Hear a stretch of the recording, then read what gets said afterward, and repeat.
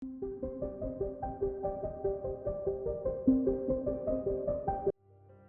сайн байцгаана уу?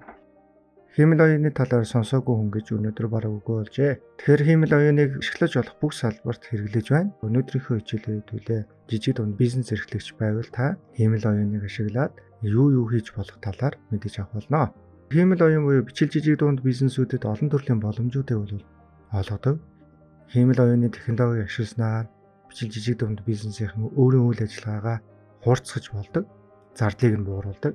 Хэрэглэгчдэд илүү сайн үйлчлэгээ үзүүлэх боломжийг бүрдүүлдэг, мөн өрсөлдөх чадвараа нэмэгдүүлдэг гэдгийг хувийнхаа туршлагаараа баталж байна. Та үүнд итгэлтэй байж болно.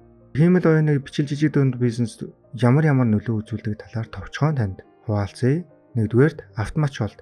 Хиймэл оюун бизнесийн өдөр тутмын ажлуудыг автоматжуулж, цаг хугацаа хэмнэж, үр бүтээмжийг нэмэгдүүлэх боломжуудыг хайж судлаж, гарц гаргалгаа нэмэгдүүлдэг.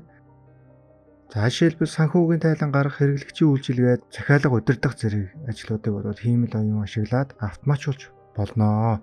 Хоёрдугаарт нь хэрэглэгчийн туршлага. За энд хиймэл оюун хэрэглэгчийн зан төлөвийг судалж тэдэнд илүү сайн үйлчлэг үзүүлэхэд тусалдаг. Энэ бол хамгийн гайхалтай хэсэг байдаг. За жишээ нь хиймэл оюун суурилсан чатботууд нь хэрэглэгчийн асуултанд өдөр шөнөгүй буюу бидний хэлж заншснаар 24/7 хариулах боломжийг олгодог. Гуравдугаарт нь маркетингийн оновчлол.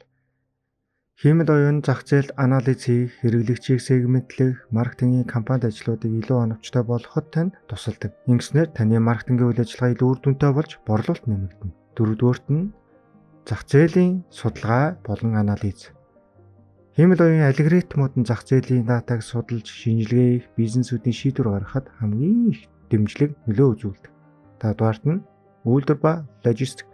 За хиймэл оюун үйлдвэрлэлийн процессыг оновчтой болгох, бүтээгдэхүүний чанарыг сайжруулах, хангамжийн сүлжээ болон логистикийн үйл ажиллагааг сайжруулахад ашиглагддаг.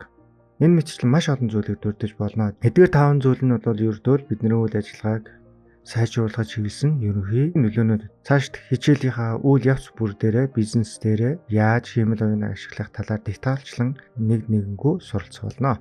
Хиймэл оюуныг өөрийнхөө бизнес дээр ашиглах болон түүнтэй холбоотой зүйлсийг хэрэгжүүлэхэд анхаарах зүйлсүүдийг байна. За нэгдүгээрт нь бол зардал.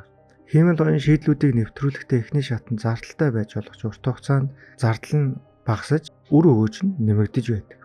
За хоёрдугаарт нь мэдээллийн нууцлал гэж байгаа. За тэгэхээр хиймэл оюун суурилсан шийдлүүдийг ашиглахдаа хэрэглэгчийн болон бизнесийн мэдээллийн аюулгүй байдал нууцлалыг хамгаалах нь маш чухал.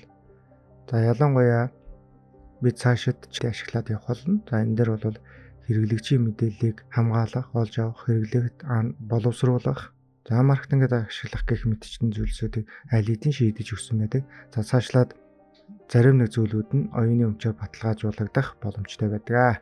Гуравдугаарт нь технологийн дэмжлэг. Хиймэл оюуныг амжилттай хэрэгжүүлэхийн тулд та технологийн мэдлэг, дэмжлэгүүд бол маш их шаардлагатай байдаг. Маш олон програм хангамжууд байдаг. Энэ нь бол таны бүтээмжийг нэмэгдүүлэхээс гадна хэрэглэх ур чадварыг заавал шаардж идэг. Тийм учраас бид нар текст суурьтай хиймэл оюунуудыг ашиглах аргачлалуудаас эхлэх болно. За эдгээр нь бол хиймэл оюуныг бичил жижиг дунд бизнес үзүүлэх нөлөөний ерөнхий тойм байна. За ингээд хиймэл оюуны технологиг зөв ашиглаж чадвал таны бизнес илүү өрсөлдөх чадвартай, бизнесүүдийн өөрсдөө үйл ажиллагааг илүү үр дүнтэй болох боломжтой байдаг.